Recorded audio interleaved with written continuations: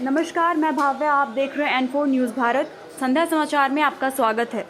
झारखंड में कोरोना की नई लहर की आशंका को लेकर इस दौरान जांच अभियान चलाने का निर्देश दिया गया।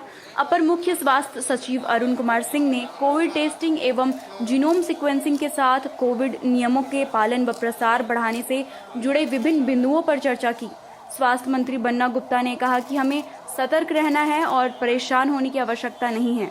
10 और 11 अप्रैल को कोरोना से बचाव की तैयारियों को लेकर मॉक ड्रिलिंग की जाएगी। झारखंड की राजधानी में कोरोना बढ़ते देख स्वास्थ्य मंत्री भी पहुंचे रांची सदर अस्पताल। आज मॉक ड्रिल के लिए आए, क्या ऑब्जर्व किए? कल बैठक हुई और आज मॉक ड्रिल कितना असरदार होगा झारखंड के लिए?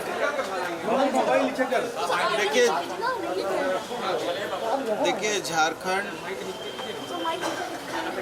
ने पूर्व में भी 3 बार जो कोविड का दुष्प्रभाव पड़ा था, उस दुष्प्रभाव के विरोध में झारखंड ने अपने माननीय मुख्यमंत्री जी के नेतृत्व में कोविड की इस विभीषिका को मात दी थी। और आज देश के 8 राज्य ऐसे हैं जहां कोविड की अन्य राज्यों से ज़्यादा कोविड के मामले प्रकाश में आ रहे हैं। और दुनिया के कई ऐसे देश हैं जहां पर कोविड ने फिर दस्तक देने का काम किया है। और इसी को दृष्टिगत करते हुए केंद्रीय स्वास्थ्य मंत्री जी आदरणीय मनसुख भाई मांडविया जी ने वीडियो कॉन्फ्रेंसिंग किया था। हमारे माननीय मुख्यमंत्री जी ने हमको निर्देश दिया था कि कोविड को लेकर हमको फिर से अपने राज्य को फिर से पुनः समीक्षा करनी होगी।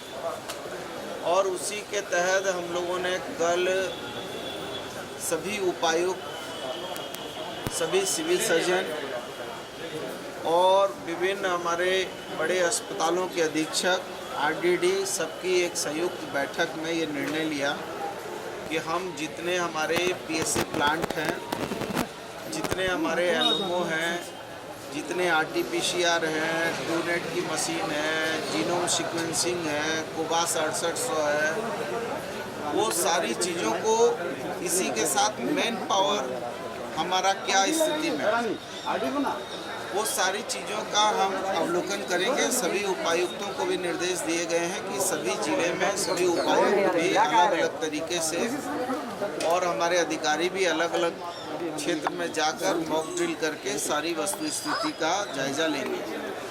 अभी हम राज्य की जनता को ये आपके माध्यम से कहना चाहेंगे कि डरने की कोई ज़रूरत नहीं है, सारे लोग सुरक्षित हैं। अभी राज्य में 21,680 बेड हमारे सुरक्षित रखे हुए हैं। 1,447 हमारे पास आईसीयू के बेड हैं। 1,456 हमारे पास वेंटिलेटर युक्त बेड हैं। हमारे पास 11,335 ऑक्सीजन युक्त बेड हैं।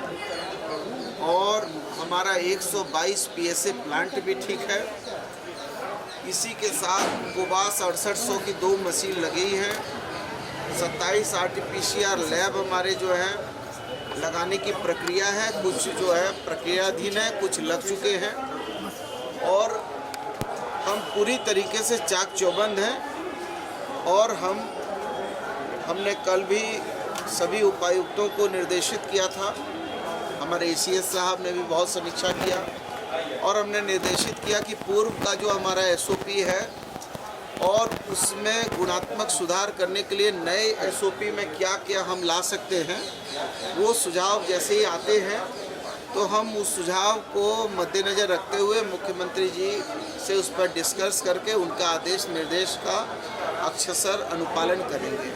और उसी की कड़ी में आज हम लोग यहाँ आए हैं। इससे पहले भी हम लोगों ने काफ़ी जितने हमारे एलएमओ प्लांट हैं या पीएसए हैं या हमारे पास 16,000 से ज़्यादा हमारे पास बी टाइप और डी टाइप के हमारे जो है ऑक्सीजन के सिलेंडर हैं, तो हम सभी चीज़ों का मूल्यांकन कर रहे हैं कि फायर नॉर्म्स उसमें सही है कि नहीं है। हमारे जो PSA प्लांट से जो हमारा ऑक्सीजन जनरेट हो रहा है वो जनरेशन सही है कि नहीं है। फिर हमारा जो है LMO से जो हमारे बेड तक जा रहे हैं मरीजों के पास, उसमें उसका प्रेशर वगैरह ठीक है कि नहीं है। तो सभी चीज़ों का मूल्यांकन करके फिर आपको याद होगा कि एक ब्लैक फंगस का भी प्रॉब्लम आया था, तो वो सब भी हम इस बार सारी चीज़ों का सूक्ष्म विवेचना कर रहे हैं। उसी की कड़ी में आज हम लोग ये मॉक ड्रिल करने आए हैं, जो अभी हम लोग देख रहे हैं और आगे भी समीक्षा करेंगे। एक सवाल है कि जिस PSA वैक्सीन नहीं है, वो बता रहे हैं,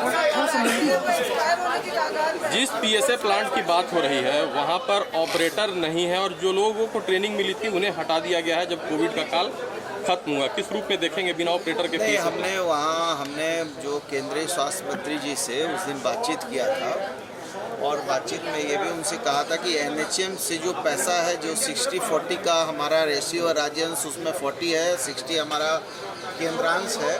तो हमने उनसे निवेदन किया था कि वो PSA प्लांट वगैरह में जो मैन पावर की कमी है उसको भी NHM से जोड़ दिया जाए, और वो उन्होंने भी सहमति दी है।